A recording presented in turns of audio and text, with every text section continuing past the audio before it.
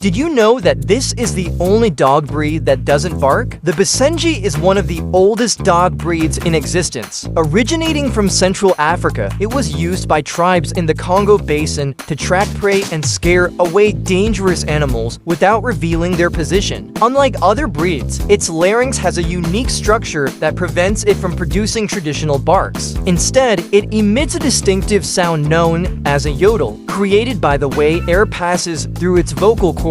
It is an intelligent, independent dog with a strong hunting instinct. Its energy and need for exploration require experienced owners who understand its nature. Today, the Basenji remains a fascinating breed. Like and share this video.